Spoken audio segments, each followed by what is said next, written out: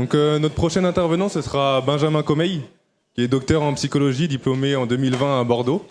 Il effectue là son post-doctorat à l'INSEP sur l'analyse multifactorielle, la compréhension multifactorielle des blessures aux membres inférieurs pendant le sprint. Il est donc à l'INSEP et il réalise aussi des interventions sur la réduction de l'anxiété chez les sportifs. Je lui donne la parole. Merci beaucoup.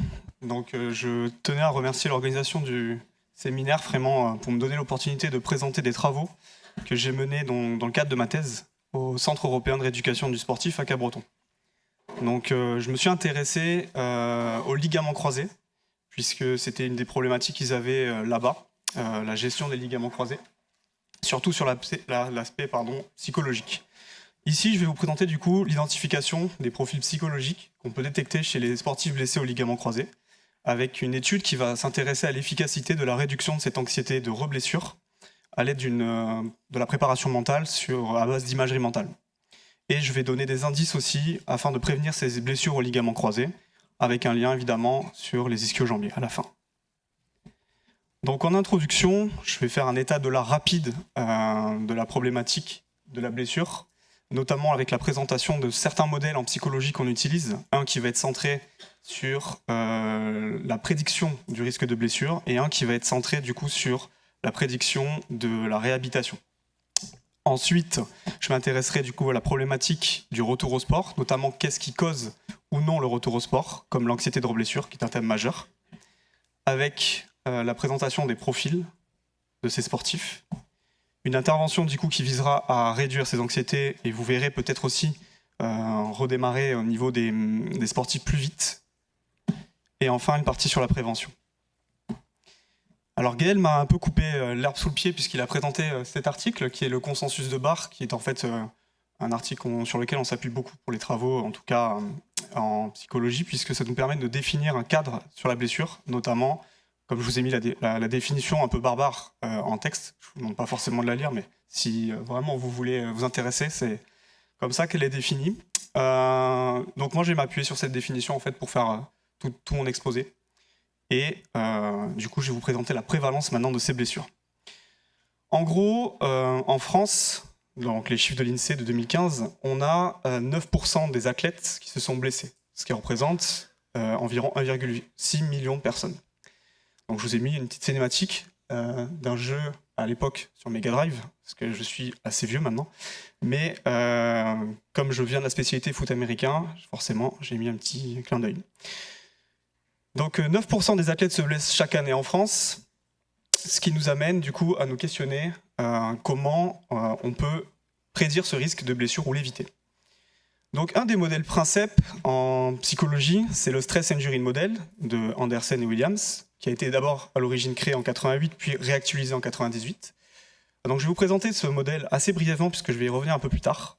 Vous allez du coup avoir cette première partie du modèle donc, qui va s'intéresser aux facteurs de risque et protecteurs de la blessure, donc notamment la personnalité, l'historique des stresseurs et les ressources de coping que vous pouvez avoir. Alors je vais essayer de détailler un petit peu. Facteurs de personnalité, qu'est-ce qu'on peut avoir ? On peut avoir de l'anxiété, de l'optimisme, de la dépression, du stress. Tout ça en fait va expliquer grosso modo pourquoi on a une survenue de blessure. L'historique des stresseurs, ça va être un petit peu tout ce que vous avez dans la vie quotidienne. Par exemple les stress quotidiens, les stress un peu plus on va dire majeurs, comme par exemple un décès, ça peut être une rupture, qui peuvent occasionner des gros changements. Et les ressources de coping, en fait, c'est ce que vous allez faire pour adapter face à la situation. Donc, qu'est-ce que vous allez mettre en place ? Est-ce que vous allez plutôt éviter le problème ? Est-ce que vous allez plutôt l'affronter ? Ou est-ce que vous allez chercher du soutien ? La deuxième partie du modèle, du coup, c'est vraiment la réponse que vous allez faire face à ce stress. Donc, sur votre gauche, vous avez la situation sportive stressante, avec tout ce que vous avez déjà en haut, enfin, au sens de la personnalité, des stresseurs de la vie quotidienne et aussi des ressources que vous avez déjà. Mais vous avez une situation stressante au niveau du sport. Par exemple, vous êtes amené à être titulaire et vous passez peut-être remplaçant. Ça va peut-être occasionner un stress chez vous. Donc du coup, comment vous allez réagir face à ce stress ? Alors il y a déjà une première évaluation. Donc le stress, qu'est-ce que c'est ? Ça va être qu'est-ce que je vais en faire ? Est-ce qu'on va avoir une menace, un défi ou une perte de cette situation ? Vous allez l'évaluer comme ça. Donc soit vous allez prendre ça comme un défi, il faut que je me remotive pour pouvoir regagner mon statut de titulaire, ou par exemple, c'est menaçant, j'ai pas le niveau, je vais laisser tomber. Voilà. et la perte, bien évidemment, où vous abandonnez. Ce qui amène à des changements physiologiques ou attentionnels. Par exemple, du coup, quand vous allez être concerné, votre entraîneur vous fait rentrer sur le terrain, vous êtes un peu moins concerné, puisqu'avant vous étiez titulaire, maintenant vous êtes remplaçant, ce qui va occasionner peut-être moins d'attention sur le terrain, vous allez moins vous donner à fond que si vous avez été titulaire, par exemple. Et à l'inverse, si vous êtes titulaire tout le temps, par exemple, vous pouvez aussi avoir des changements attentionnels plus bas, puisque vous connaissez, c'est un peu la routine, donc évidemment, vous êtes un peu moins attentif. Ce qui peut occasionner, du coup, une blessure. Alors, bien évidemment, on peut intervenir afin de réduire ces facteurs-là. Comment ? À l'aide d'interventions qui sont plutôt d'ordre cognitif ou somatique. En fait, ces interventions, elles vont se centrer surtout sur la personnalité, l'historique des stresseurs, mais aussi les ressources de coping. C'est ça que je vais expliquer un peu plus tard. Ce premier modèle, du coup, c'était pour prédire la blessure. On arrive maintenant au deuxième modèle, qui est un modèle sur la réhabilitation. C'est-à-dire, on a déjà la blessure. Vous voyez, donc, j'ai repris exactement comme avant. Donc, c'est le modèle intégratif de la blessure, donc, qui est un modèle de Wisch-Banstahl, collaborateur en 98, qui a repris un peu les travaux de Andersen et Williams. Donc, on a cette réponse au stress. Vous allez voir, du coup, c'est à peu près la même chose. On a les personnalités, l'historique des stresseurs, les ressources de coping et les interventions. Tout ça va nous permettre de savoir la finalité, en fait, par rapport à la blessure. Est-ce que je vais réussir à revenir au sport ou non ? Donc, la réponse qu'on va en faire, maintenant, va dépendre de plusieurs facteurs. Les premiers, c'est les facteurs personnels. Donc, ce qui est, comme on le voit plusieurs fois dans toutes les synthèses bibliographiques, que ce soit dans le domaine de la biomécanique, de la physiologie ou de la psychologie ou d'autres domaines, c'est les facteurs personnels, comme l'âge, le sexe, par exemple, qui sont parfois non modifiables.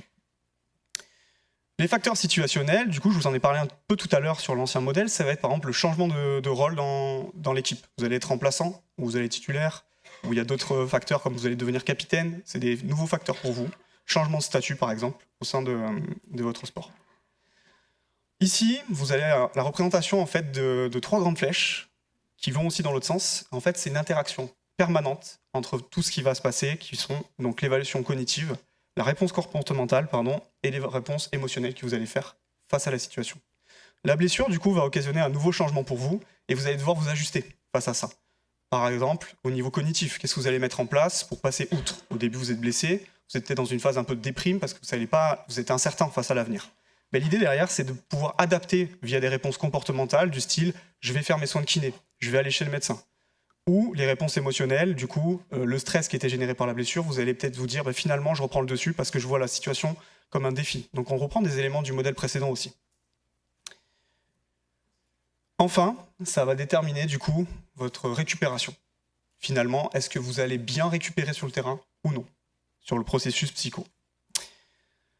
On va passer maintenant à la partie où vous êtes un sportif et malheureusement, vous vous êtes blessé. Donc c'est ce qui vient de se passer tout à l'heure quand vous avez mis la petite animation où l'ambulance arrivait sur le terrain pour récupérer le sportif. Donc là, on y est vraiment cette fois-ci. Vous êtes blessé, les médecins vous sortent du terrain, le diagnostic tombe, blessure au ligament croisé. Qu'est-ce qu'un ligament croisé ? En fait, c'est une articulation complexe, le genou, et dans cette articulation, vous avez plusieurs ligaments qui viennent assurer une stabilité de cette articulation. Notamment sur tous les mécanismes de pivot, où vous allez pouvoir du coup avoir par exemple des charges plus ou moins importantes ou des contraintes, par exemple sur des sports de contact comme le rugby, où vous allez prendre un gros appui et vous remettre une vitesse pour s'extraire de cet appui, ce qui va occasionner des torsions sur ces ligaments. Un des ligaments moteurs en tout cas de ces pivots, ça va être le ligament croisé antérieur, qui est notifié du coup en rouge ici, qui est un dessin d'une collaboratrice chirurgienne qui me l'avait fait pour ma thèse, donc je l'ai repris avec son autorisation. Qu'est-ce que nous dit le docteur ? Le docteur, il nous dit que chaque année, il y a 46 000 reconstructions du LCA, chaque année en France. Donc, qu'est-ce que c'est des reconstructions ? C'est tout simplement vous passez sur le billard par un chirurgien. Alors, naïvement, un ligament croisé, on voit dans le journal de l'équipe, c'est 6 mois. Alors, c'est vrai et c'est faux aussi. 6 mois, c'est pas tout le temps le cas. 6 mois, on presse généralement les sportifs à revenir plus tôt. Vous allez vous en rendre compte, le ligament croisé est une blessure assez longue puisque lorsqu'on se fait opérer, on a le greffon qui met du temps à cicatriser. Derrière, il faut se reconstruire au niveau de force. Et je vais vous montrer tous ces aspects de critères de retour au sport juste après. Alors, ça me tient à cœur, le football américain. Pareil, j'ai donné un exemple là-dessus, parce que c'était d'actualité à l'époque quand j'ai fait ce diapo pour une présentation pour Vancouver. c'était juste après le Super Bowl. On a eu cette année 57 blessures au ligament croisé dans la Ligue nationale de foot américain. La dernière en date, la plus connue en tout cas aux yeux des téléspectateurs du monde, puisque c'est un des événements les plus suivis, ça a été Odell Beckham au Super Bowl. Donc j'ai mis la photo suite à sa blessure, donc au Super Bowl. Alors, quels sont ces critères, comme je vous le disais tout à l'heure, pour revenir au sport suite à un ligament croisé? En fait, il y en a 6 qui sortent de cette étude, donc qui est une revue de littérature. On va voir le temps. Forcément, le temps est un des critères majeurs. C'est même le critère principal en fait, du ligament croisé. Puisque plus on va prendre de temps, plus on a de meilleures chances de revenir au sport en bonnes conditions sans avoir un risque de blessure, de reblessure. On a aussi les critères de force qui sont importants. Effectivement, si vous avez une asymétrie entre, quand vous êtes blessé au niveau du côté gauche, si vous avez une asymétrie des forces entre le côté gauche et le côté droit, sur le terrain, ça va se sentir, vous ne pourrez pas le mettre la même impulsion que sur les mécanismes précédents, par exemple sur les crochets pour le rugby. Bien évidemment, un des critères aussi, c'est de savoir faire des sauts unipodales et que ces sauts soient à peu près de la même longueur. Un autre critère pour le retour au sport, pour le déterminer, c'est le médecin qui va le faire. C'est un examen clinique qui va attester finalement que vous êtes apte ou pas au retour au sport. C'est lui qui va à peu près prendre la décision la plupart du temps. Bien que vous verrez qu'il y a certains sportifs qui reviennent au sport sans avis médical. Enfin, les retours du patient. Donc c'est un petit peu ma partie aussi, au niveau psycho. C'est un peu, par rapport à tous ces critères-là, peut-être le moins important, mais finalement, oui, un patient qui dit je me sens pas prêt à revenir sur un terrain, il faut peut-être l'écouter aussi. Parce que si vous le pressez trop, et vous allez le voir après, vous augmentez peut-être significativement les chances de se blesser. Et le dernier critère, c'est la performance. Vous pouvez revenir au sport d'un ligament croisé. Beaucoup d'exemples, beaucoup de sportifs en sont revenus, même à des meilleurs niveaux qu'avant. Mais derrière, si vous n'êtes pas performant, ça vaut peut-être pas le coup de revenir trop vite. Ce qui nous amène donc du coup aux causes principales de non-retour au sport. Donc une étude qui a été faite par Flanagan et collaborateurs en 2013 met en évidence 3 termes. Et je viens de voir en fait que la police n'est pas la même que sur mon ordinateur, bon, c'est pas grave. Ça change un petit peu le format de la diapo, mais c'est pas grave. Donc 3 termes qui ont été identifiés dans cette étude: l'anxiété de reblessure, la peur de se reblesser et la kinésiophobie. Alors c'est un peu rigolo comme terme parce que finalement, ces 3 termes, c'est à peu près la même chose. Ça veut dire la même chose, tout simplement, c'est quand vous posez la question à un sportif, comment tu te sens par rapport à tes anxiétés, comment tu te sens par rapport à tes peurs ou peur du mouvement, en fait, le sportif va vous sortir ces 3 mots, mais il va pas mettre le même sens. Pour lui, c'est la même chose. Donc nous, en tant que psychologue, on s'intéresse à ce que ça soit la même chose ou pas la même chose. En vrai, comment définir ces termes? Ça a été le cas d'une étude qu'on a menée, du coup, de la littérature, où on a en fait passé au crible toutes les études s'intéressant sur ces aspects-là, donc de peur, d'anxiété et de kinésiophobie, qui nous amène du coup, après un screening, à finalement 147 articles. Sur ces 147 articles, on en a exclu d'autres pour justement élaguer et arriver finalement à 29 retenues. Dans ces 29 retenues, en fait, on s'était intéressé aux déterminants de ces concepts, donc l'anxiété, la peur et la kinésiophobie. Et dans un deuxième temps, nous avons voulu les définir en fait ces termes précisément pour savoir de quoi on parlait. Parce que c'est pas un consensus dans la littérature, et en psychologie, c'est assez rare d'avoir des consensus sur des termes. Chaque auteur veut mettre sa patte à l'édifice. Le premier terme, du coup, la peur de se reblesser, en fait, c'est défini comment? Par une réaction émotionnelle. En fait, on perçoit une menace effective de la situation. C'est-à-dire, j'ai peur parce que je sais que je peux me blesser si je fais ça. Ce qui occasionne généralement des craintes vis-à-vis de la blessure physique réelle.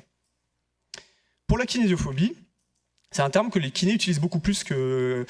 pour la peur de se reblesser, c'est un terme que les médecins vont beaucoup plus utiliser. La kinésiophobie, par contre, c'est un peu plus ce que les kinés vont utiliser.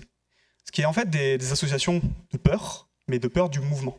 On a peur de réaliser un geste parce qu'on sait que ça nous occasionne soit des douleurs, soit une blessure physique. Et enfin, on arrive à la partie un peu plus psycho, ce que nous, psychologues, utilisons plus de manière générale, c'est l'anxiété de reblessure. En fait, c'est la réponse que vous allez faire cognitive et émotionnelle de la situation, avec une certaine anticipation des conséquences négatives de cette blessure. Finalement, vous allez dire, si je me blesse au ligament croisé, j'en aurai encore pour 8 ou 9 mois. Et vous avez peur justement de vous confronter à cette situation-là. Donc là, on a vraiment l'anxiété, ça va être l'anticipation, et la peur, ça va plutôt être le moment T. L'exemple que je peux donner souvent pour différencier peur et anxiété, c'est quand vous avez la présence d'une araignée, alors il y a peut-être des arachnophobes ici, si vous avez une araignée qui était sur mon diaporama, probablement que la réaction principale, ça serait de la peur. Par contre, si je vous dis, il y a une araignée dans la salle, mais là, c'est plus de l'anticipation de la conséquence de voir l'araignée. Donc là, c'est plus l'anxiété qui se mélange. C'est deux mécanismes en fait qui se mettent différemment, deux circuits neuronaux impliqués. Je reviens du coup sur la prévalence. Vous vous rappelez quand j'ai parlé des 9% des sportifs blessés? On en avait donc 1,6 million en France. Et ben, l'anxiété de reblessure, elle est quand même assez prégnante dans la littérature, puisque 20% des athlètes expriment de l'anxiété face à une reblessure. Donc ça correspond en fait à 320 000 personnes par an blessées qui ressentent ça. Alors ce chiffre, il est encore un peu plus élevé lorsqu'on parle du ligament croisé, puisque le ligament croisé est une des blessures un peu majeures en termes de durée, puisqu'on obtient des durées très longues, 6 à 9 mois en moyenne. On obtient du coup un chiffre entre 25 et 40% d'athlètes blessés au ligament croisé qui expriment de l'anxiété et des peurs.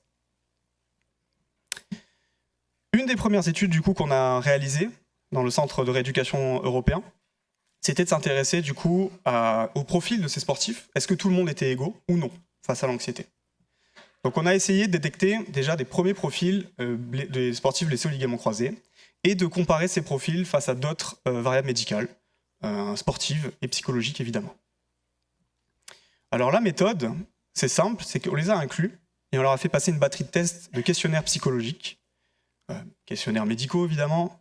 Toutes ces données-là, je les présenterai pas, je présenterai vraiment que la partie psycho, où on avait du coup l'anxiété de reblessure, la dépression qu'on investiguait, le stress, l'anxiété, l'estime de soi, l'optimisme, la confiance en soi, la kinésiophobie, le coping et la peur de se reblesser.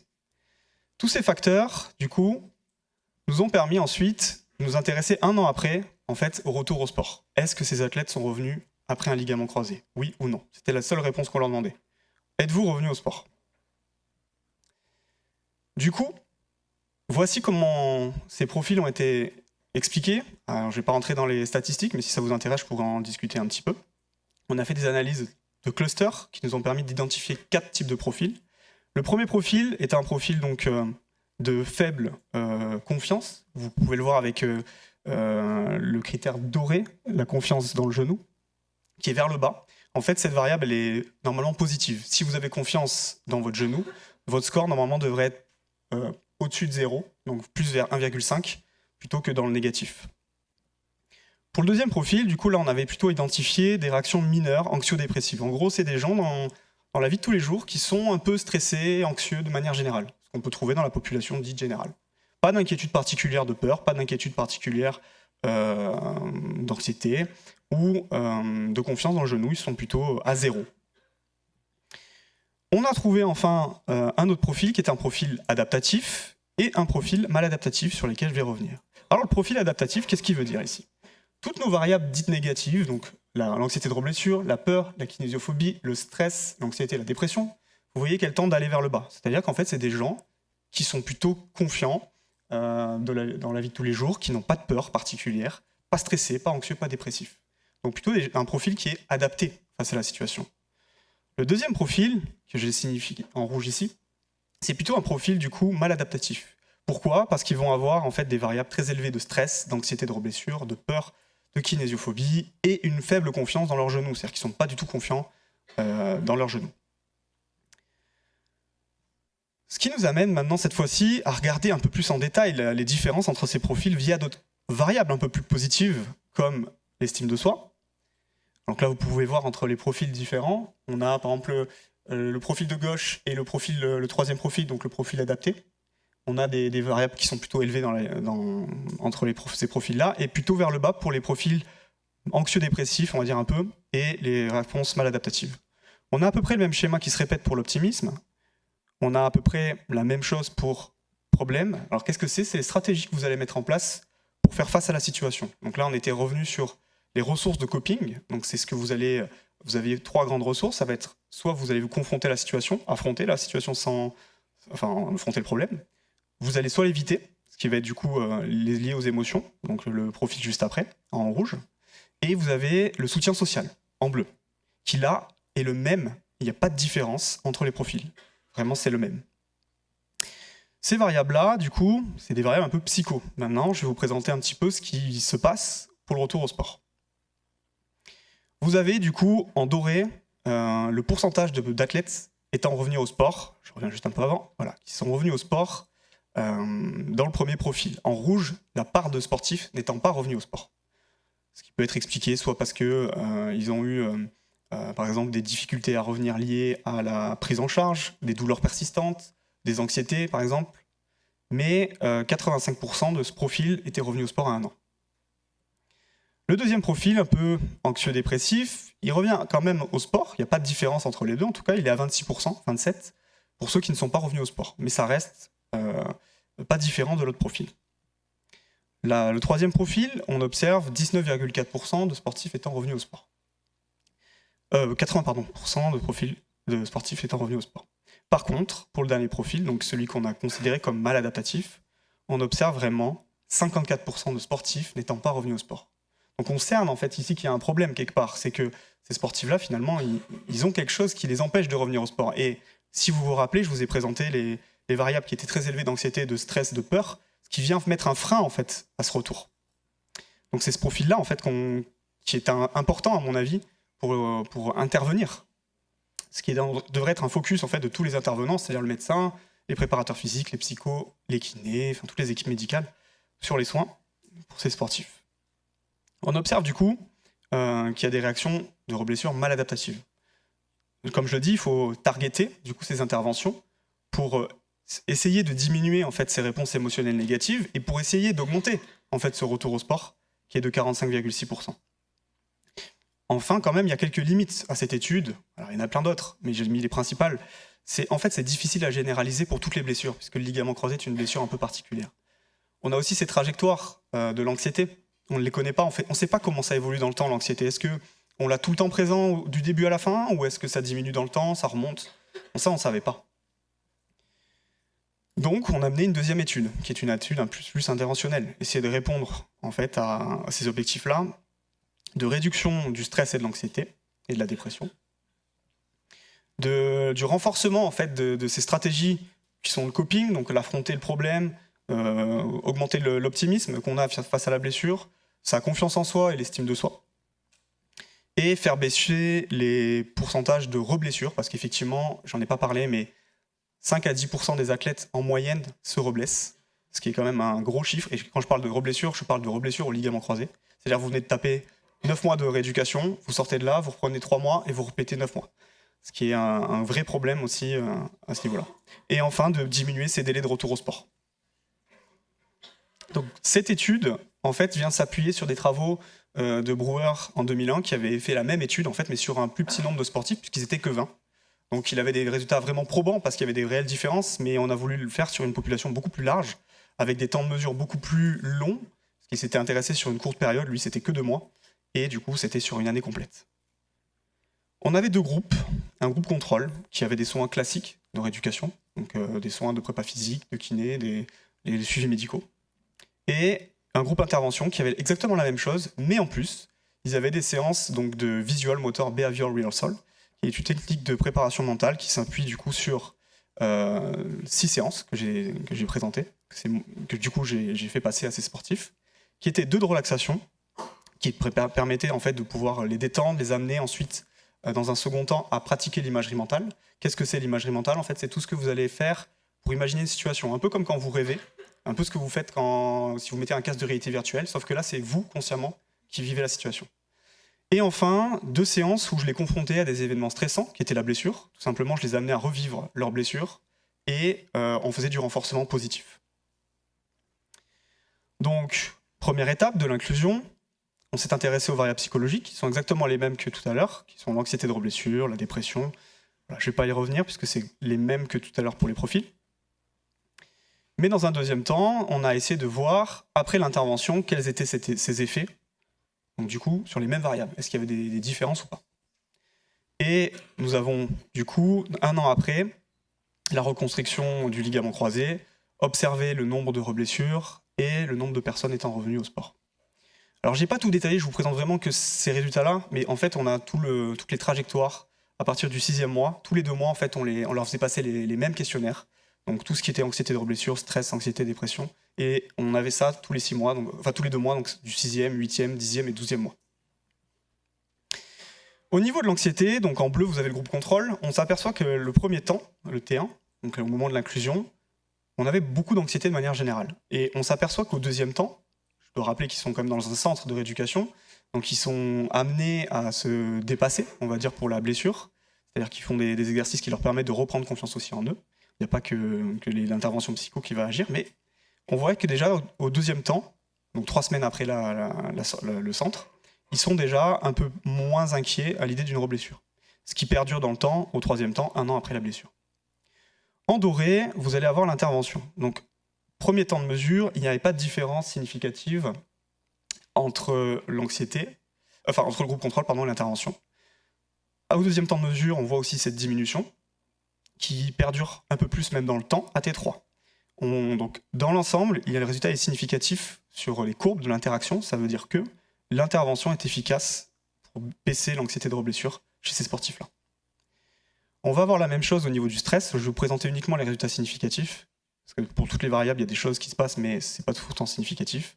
Au niveau du stress, on a la même chose, le contrôle. Donc du coup, on a un peu moins de stress au niveau du temps 2, et au niveau du temps 3, ça se maintient. On observe que l'intervention est efficace au premier temps, puisqu'au deuxième temps, il y a une chute, mais ça remonte au niveau 3, donc 1 an après la blessure. Et en fait, ce qui se passe ici, c'est que l'intervention leur permet de reprendre contrôle, tout simplement. Ces 6 séances leur permettent finalement d'aller mieux, de se sentir capable d'eux. Mais comme après ces interventions cessent, on peut observer qu'en fait ce stress commence à remonter. Il revient à un niveau, on va dire, normal.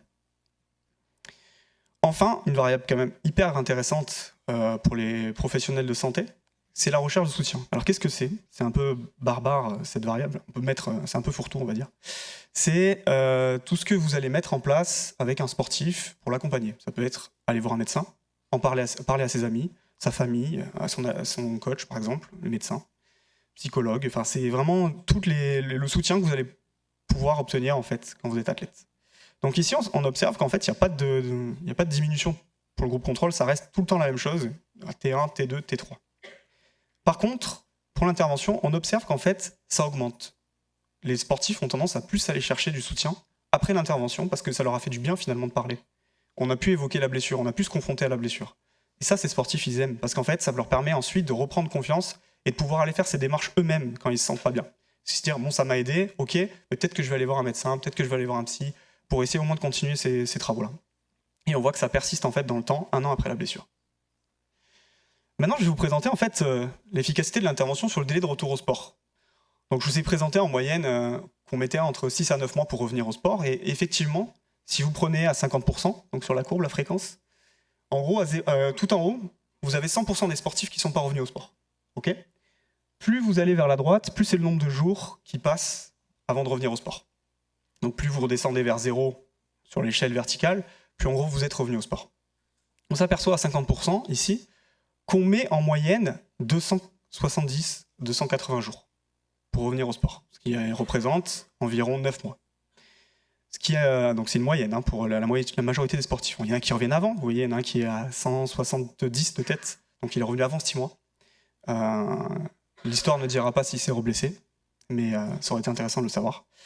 Et il y en a qui mettent 450 jours pour revenir. En doré, c'est cette fois-ci les sportifs qui ont eu l'intervention.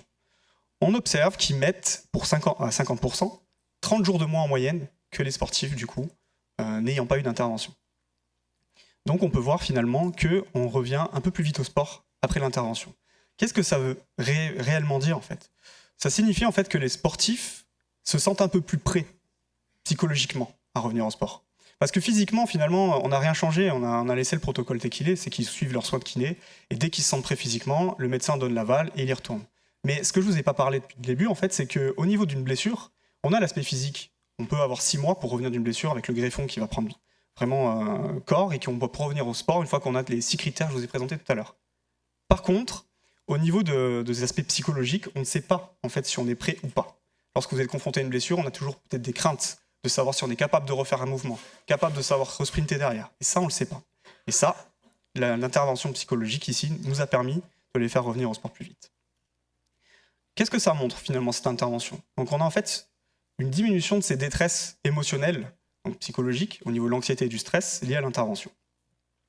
On a une augmentation finalement de la recherche de soutien social, donc le soutien social comme je vous l'ai présenté tout à l'heure, ce qui est vraiment un élément clé des différents modèles d'ailleurs.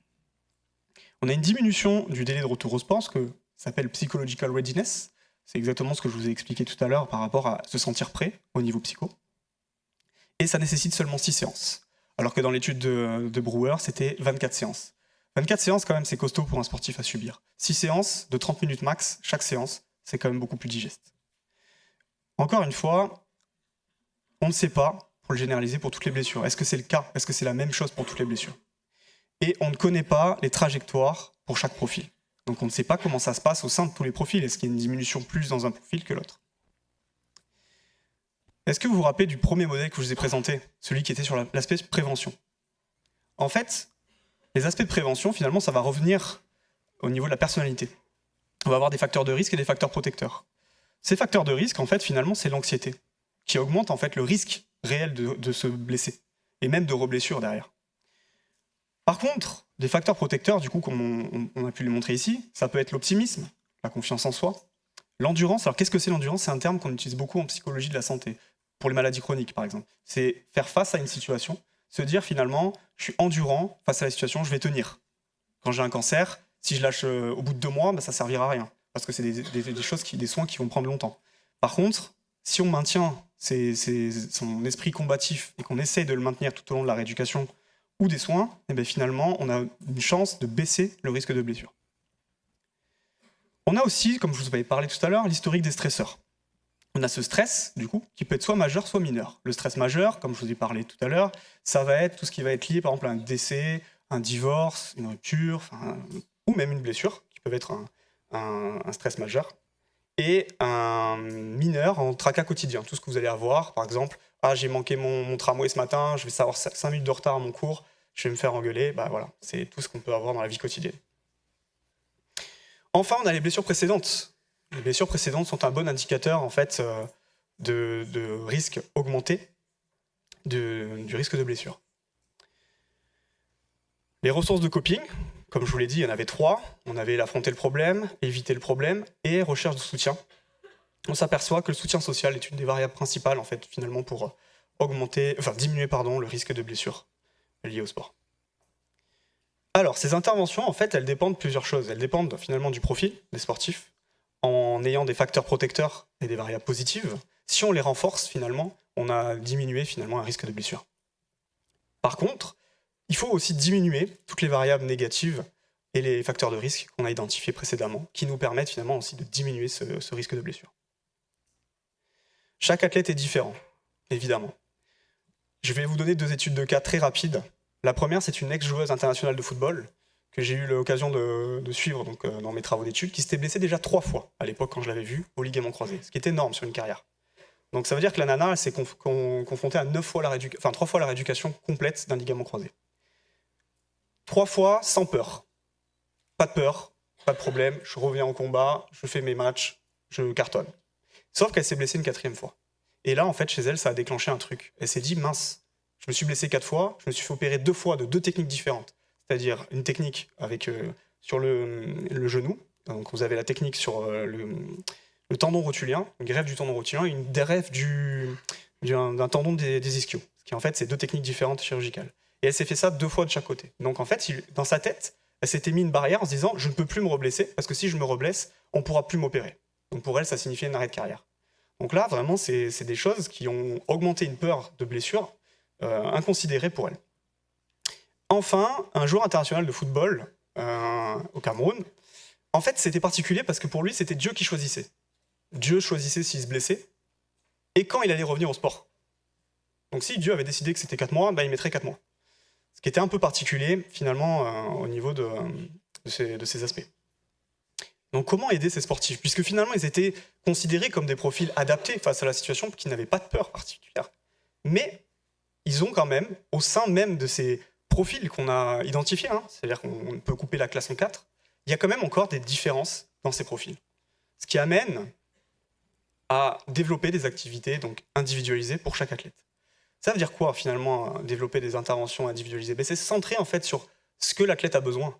C'est-à-dire s'il a besoin forcément d'augmenter son optimisme ou réduire son son stress, et ben c'est sur ça qu'il faut tabler. Et ça, pour chaque athlète. Alors, Gaël, tout à l'heure, on a un petit peu parlé. J'ai vu qu'il avait repris quelques diapos que j'avais présentés précédemment sur le monitoring. Alors, monitorer les athlètes, ça nous permet aujourd'hui, en fait, finalement, de pouvoir prédire quels athlètes vont présenter un risque, quels athlètes vont être anxieux, sur quoi on peut jouer. Je vais vous présenter, du coup, ces exemples-là. Ici, vous avez en fait un diagramme qu'on présente sur les quantités de sommeil. Peut-être que pour un athlète, ici, c'est sa quantité de sommeil qui est un peu anarchique. Vous pouvez le voir, les barres violettes. Des fois, il dort 7 heures, des fois, il dort 6 heures, des fois, il dort 5 heures, des fois, il dort 9 heures. En fait, c'est un peu anarchique. Sa qualité du sommeil, elle en a impacté. Il se sent un peu plus fatigué. Qui dit fatigue, dit augmentation du risque de blessure. En fait, c'est ça qu'il faut tabler. C'est aujourd'hui, on a cette chance. À la fois, autrefois, on avait un microscope optique, on scannait les individus en une fois et on se disait, lui, il est un peu anxieux, lui, il est un peu ceci, lui, il est un peu cela. Aujourd'hui, on se dit, si on peut les suivre tous les jours, c'est comme si on avait un microscope électronique et qu'on pouvait regarder dans le détail sur quoi on pouvait jouer. Pour faire finalement un petit point, pour ramener un message à la maison, la blessure, elle est dévastatrice, pas seulement sur le plan physique, parce qu'il y a des douleurs, bien évidemment, mais il y a aussi des douleurs psychologiques. Ces interventions, doivent être individualisées, comme on l'a vu, au moins pour chaque profil, afin de réduire les conséquences négatives de la blessure. En prévenant les blessures, et donc du coup en renforçant les facteurs protecteurs, et en baissant les facteurs de risque, en fait, on obtient un risque réel de reblessure un peu moins élevé. Enfin, en targetant les comportements donc, préventifs de ces blessures, donc les routines que vous pouvez mettre en place, par exemple les routines de sommeil, comme je l'ai présenté juste avant, mais plein d'autres facteurs, que ce soit au niveau des anxiétés, au niveau, par exemple, je sais pas moi, du stress, eh bien, on peut agir à diminuer ce risque de blessure. Merci pour votre attention. J'espère que ça vous a plu et je serai ravi de répondre à vos questions.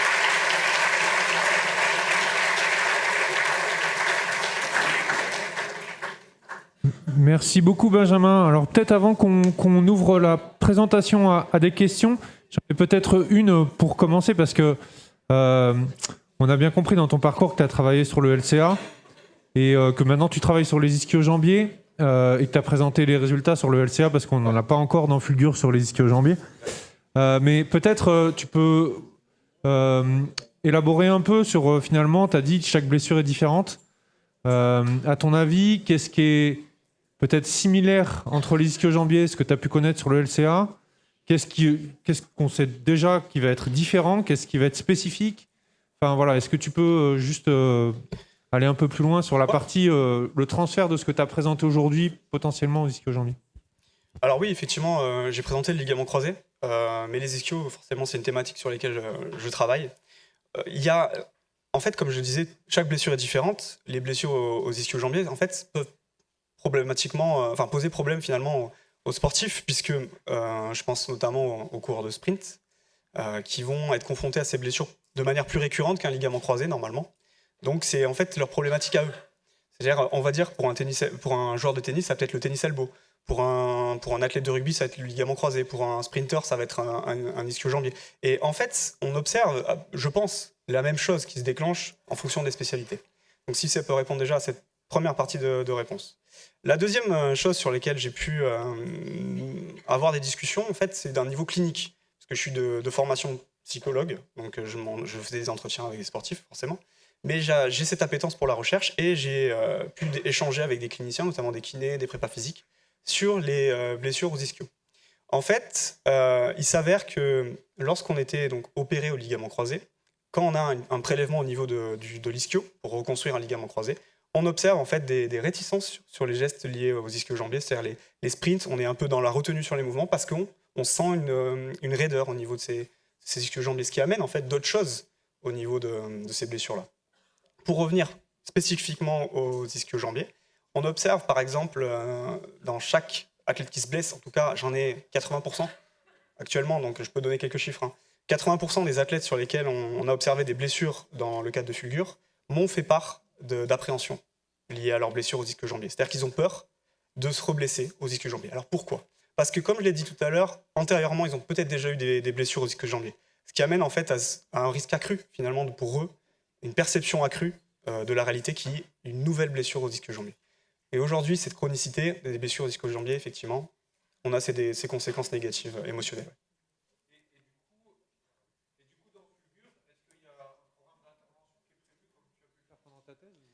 Alors, un programme d'intervention spécifique, comme j'ai pu le mettre en place dans ma thèse, non. Par contre, ce qu'on va mettre en place dans Fulgur, je l'ai présenté brièvement parce que je n'ai pas voulu rentrer dans le détail, parce que Gaël l'avait déjà un petit peu fait, mais on veut essayer de cibler les comportements à risque des sportifs, comme je l'ai présenté par exemple le sommeil. Dire si on a des bonnes attitudes de sommeil, ben, finalement on réduit le risque de se blesser. Si on a une bonne hygiène alimentaire, on réduit aussi un risque de blesser. Et donc insister, via ces applications qu'on a présentées tout à l'heure, donc, comme Gaël a pu le présenter, insister en fait sur ces comportements qu'on a considérés comme à risque afin de les réduire. Ok, merci. Est-ce qu'il y a des questions dans la salle ? On a du temps là avant la pause déjeuner, donc n'hésitez pas.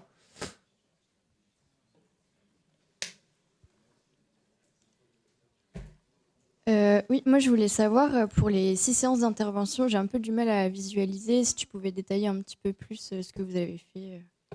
Alors, pour les 6 séances d'intervention, en gros, si tu veux, j'ai suivi le protocole VMBR.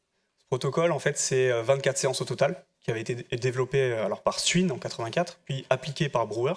Mais l'idée, comme j'étais sur 3 semaines dans le centre de rééducation, enfin, les sportifs venaient sur 3 semaines, en fait, c'était de réduire ces séances pour que ça tienne en 3 semaines.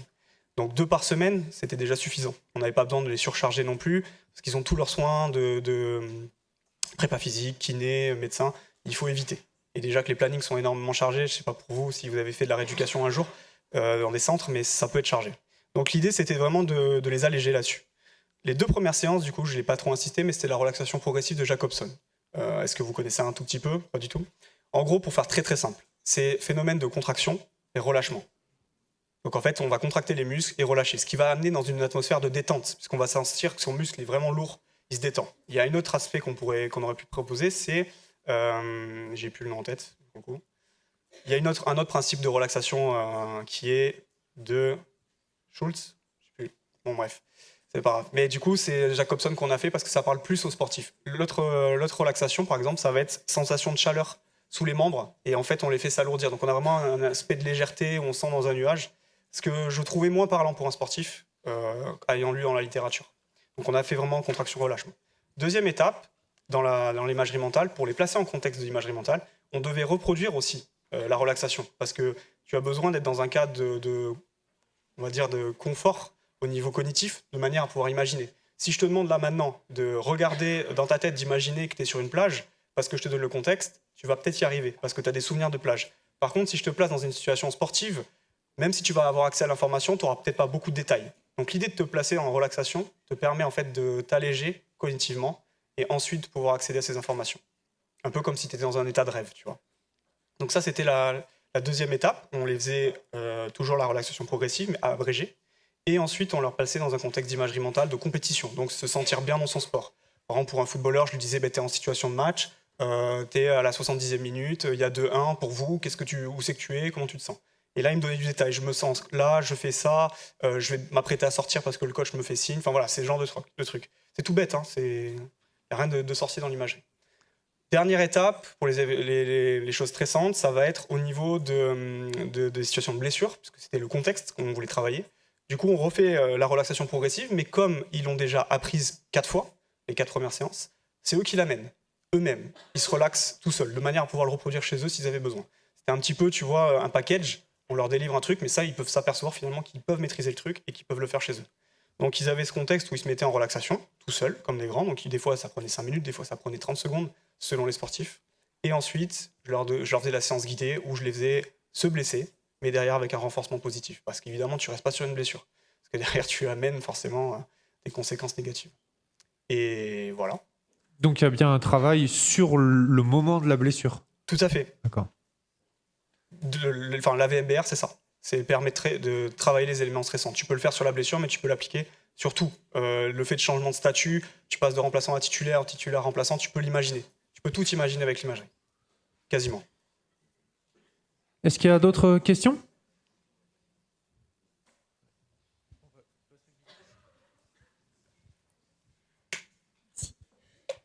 Bonjour, merci pour la présentation. Diane Bess du La Messe à Nice. Je me posais la question, comment est-ce que vous avez fait par rapport au suivi post-blessure pour avoir une standardisation de la rééducation ou pour avoir des choses qui soient comparables au sein des différents athlètes ? Très bonne question. Alors, Pour te répondre, ils étaient dans le même centre, tous. Donc on avait les mêmes critères, les mêmes médecins de l'étude. On a vraiment les 204 sont issus du même centre. Le seul critère d'inclusion pour eux, c'était d'avoir une blessure au ligament croisé, sans récidive. Et je cherche ce qu'on avait. Oui, avec une reconstruction donc chirurgicale. C'est-à-dire qu'il pouvait y avoir des sportifs blessés au ligament croisé sans chirurgie, mais c'était pas ceux qui étaient inclus. Alors les étapes clés, du coup, je les sélectionnais uniquement dans la phase de réathlétisation. C'est à partir du 4e mois, quand ils commencent à recourir. Ceux qui n'étaient pas en phase de course, on ne les prenait pas dans l'étude. Donc ça correspond à partir du 120e, 150e jour. Puis après, on les suivait jusqu'à la reprise. Enfin, la reprise non, mais jusqu'à 1 an après l'opération. Et tous les 2 mois, donc 6e mois, 8e mois, 10e mois, 12e mois, on leur refaisait passer les questionnaires.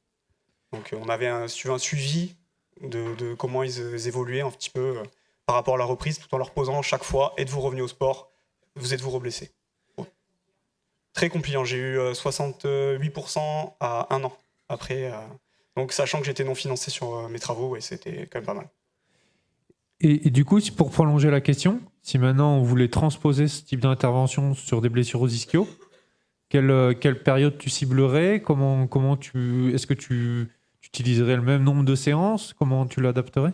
Sachant qu'une blessure aux ischios est beaucoup plus courte finalement qu'un ligament croisé, je pense que ça dépend des stades aussi de la blessure des ischios, mais tu pourrais le proposer directement en fait dès la blessure, un peu à la manière des soins de kiné, mais c'est un espèce d'accompagnement pour être psychological readiness à reprendre si tu veux, baisser ses anxiétés, comme je l'ai présenté dans le cadre de Fulgure, on a à peu près 80% d'athlètes qui ont des inquiétudes. Alors, je n'ai pas pu les évaluer, je n'ai pas pu te dire ouais c'est très élevé ou très faible, mais ils ont ces inquiétudes, au moins 80% des athlètes. Donc ça mérite peut-être, à mon avis, d'agir à ce sens-là avec des prépas mentaux ou des psychologues. Ouais. Et du coup, de ce que tu observes dans Fulgure sur les blessures aux ischios, ces prises en charge, elles sont faites? Il y a des psychologues qui interviennent avec les athlètes? C'est ponctuel, c'est systématique, c'est jamais? Comment ça marche? Tous n'ont pas un prépa mental ou un psycho du sport qui va les suivre. Donc c'est vrai que c'est un peu dommage à mon sens qu'ils ne fassent pas cet effort ou que les fédérations ne mettent pas à disposition des psychologues pour les prendre en charge, puisqu'en fait on voit que c'est prégnant chez eux, ces problématiques-là. Ok, merci. Il y avait une question là-haut? Bonjour et merci. J'avais une petite question sur le profilage des personnes, des sujets qui ont présenté une récidive. Est-ce que du coup vous avez pu établir justement un profil qui se dégageait dans le taux de récidive? Et au-delà de ça, du coup, est-ce qu'on peut imaginer qu'il y a certains profils qui soient plus réceptifs que d'autres au protocole que vous avez testé? Et la question de fond, c'est est-ce que vous pensez que parfois une anxiété plus importante peut témoigner d'une récupération structurelle qui est peut-être insuffisante et sur lequel, des fois, forcer l'optimisme peut être au contraire contre-productif? Alors, tes 3 questions sont très très intéressantes. Je vais essayer de toutes les traiter. La première que tu m'as faite, c'était... Tu peux me la répéter, s'il te plaît? Non, mais parce que j'ai les réponses aux 3, mais je voudrais que tu me la répètes. Est-ce que dans le profilage, déjà, en récidive de blessure, vous avez pu identifier des profils qui étaient plus à risque de récidive? Ok. Alors, pour répondre à ta première question, on n'a pas observé de résultats significatifs sur les récidives. On observe les mêmes chiffres dans la population, 5 à 10%, mais on n'observe pas, si tu veux, des profils qui sortent du lot. Alors, presque. Il y a quand même un profil qui peut sortir du lot, mais qui n'est pas significatif, mais qui pourrait avoir une tendance, qui pourrait du coup s'expliquer par, si on avait augmenté, par exemple si on avait mis un protocole sur 2 années, on aurait peut-être pu observer plus de récidives dans ce groupe-là. Donc on manque de données. Donc on ne peut pas conclure ça, je peux juste te dire que celui qui semblait en fait le plus à risque de présenter une récidive, c'était le profil adaptatif. Pourquoi? Parce qu'ils ont tendance à se sentir plutôt bien au niveau psychologique, donc prêts. Donc ils reviennent un peu plus vite. Et qui dit retour un peu plus rapide, souvent dit reblessure. C'est la seule chose que je peux avancer, mais vraiment avec des pincettes, sans pouvoir la tester statistiquement. Ta deuxième question, du coup, c'était C'était dans le protocole que vous avez testé. Est-ce que du coup, il y avait un profil qui était plus réceptif que d'autres? Ou est-ce que ça n'a pas été testé, du coup, le profilage à ce moment-là? Par l'adhésion, tu parles au processus? Dans les effets sur le retour au sport et sur le nombre de jours à reprendre le sport? Non, il n'y a pas de différence entre les profils. C'est une moyenne vraiment, c'était vraiment plus au niveau groupe contrôle, groupe intervention. Et au sein des profils, il n'y a pas Enfin, tu vois les différences entre le groupe contrôle et le groupe intervention pour chaque profil. Mais comme il y a une faiblesse statistique à ce niveau-là, puisque tu as 4 profils, donc tu as à peu près 25-20% par profil sur 200 personnes, tu as vraiment, finalement, tu peux l'appliquer. Du coup, ça te fait 40 personnes par groupe, en moyenne, 45. Tu divises encore par 2, groupe contrôle, groupe interventionnel. Voilà. C'est un peu difficile au niveau stade de pouvoir la tester. Mais effectivement, tu as des résultats qui confirment ce que tu vois de manière quantitative. Et ta dernière question ? Et la dernière, du coup, c'était de savoir si, dans le fond, est-ce qu'une certaine anxiété ou une certaine kinésiophobie peut pas être révélatrice d'un stade de cicatrisation qui est peut-être pas encore optimal et qui pourrait être plutôt protecteur, finalement?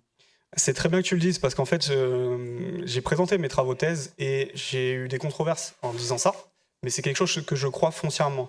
Quand on revient sur le profil, tu sais, où ils sont 54% à pas être revenus, ils sont très anxieux finalement. Mais qu'est-ce qui fait qu'ils ne reviennent pas au sport ? C'est cette anxiété. Parce qu'en fait, si tu as cette anxiété-là, finalement, c'est protecteur face à la blessure, puisque tu ne vas pas t'y confronter. Tu vois l'idée ? Donc en fait, j'ai présenté ça comme un facteur protecteur. Mais c'est aussi un facteur de risque. Parce que quand tu es sur le terrain, effectivement, tu présentes un risque beaucoup plus élevé si tu es blessé. Enfin, si tu es anxieux. Par contre, si tu ne retournes pas au sport, c'est un facteur protecteur, puisque tu ne vas pas te confronter à la blessure. On peut le voir comme ça. Après, il y a des auteurs qui vont dans mon sens, d'autres qui ne vont pas. C'est toujours le jeu. Est-ce que ça a du coup répondu un peu à ta question ? Oui, c'est bon. Merci. On a le temps encore pour une ou deux questions, s'il y en a dans la salle. Une dernière question. Merci. Franck Mété, donc de Paris. J'avais une question par rapport à votre expertise là, plutôt dans la bibliographie. Au niveau des genoux, justement, sur les études que vous avez présentées, est-ce que c'était au moins des gens qui avaient la même pathologie ? C'est-à-dire, est-ce que c'était des croisés isolés, des croisés avec ménisque, des croisés avec 2 ménisques ? Alors, tout ça, c'est les facteurs associés de la blessure. Donc, le ménisque interne, externe, on le notait. Mais on n'a pas observé statistiquement d'effets plus importants d'anxiété quand les sportifs étaient blessés avec des lésions associées. Mais selon moi, ça peut engendrer des douleurs beaucoup plus importantes ou des temps de récupération plus longs. On observe qu'un sportif, notamment qui n'a pas de lésions associées, va revenir généralement un peu plus rapidement qu'un sportif ayant eu des lésions associées, du fait des peut-être complications qu'on peut avoir au niveau kiné, prépa physique, pour revenir ces douleurs qu'on peut obtenir majeures. Donc, ce qui crée forcément de la kinésiophobie, puisqu'on a des douleurs, donc on évite ces douleurs.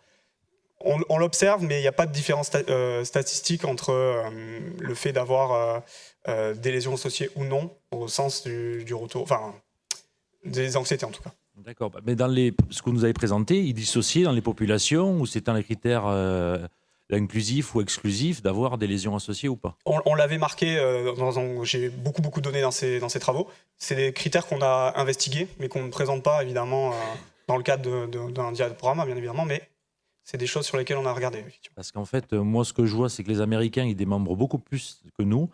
Et que, en fait, nous, on fait les mêmes rééducations, athlétisation pour pratiquement tous les croisés. Voilà. Et donc, pourtant, les délais ne sont pas les mêmes. Ça peut aller jusqu'à 14 mois pour des insertions de ménisques.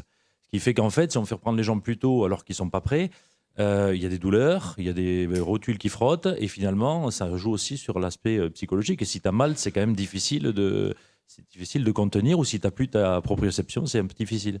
C'est pour ça que le lien entre la psychologie et le physique, pour moi, il est super important. Mais des fois, on met tout le monde dans le même panier. Et alors, c'est très bien que tu le dises, parce qu'au niveau du coup, des douleurs que tu peux avoir persistantes, finalement, tu vas être plus, non pas sur de l'anxiété, mais plutôt sur de la kinésiophobie. Et c'est ça qui est intéressant, parce que la kinésiophobie, ça ne se traite pas forcément pareil que l'anxiété ou que la peur. C'est d'autres mécanismes qui sont en jeu. Donc c'est aussi intéressant de pouvoir les distinguer. C'est pour ça que j'ai étudié ces 3 concepts au travers de l'intervention. Merci à tous pour vos questions. Merci à Benjamin pour sa présentation. Je pense qu'on peut l'applaudir.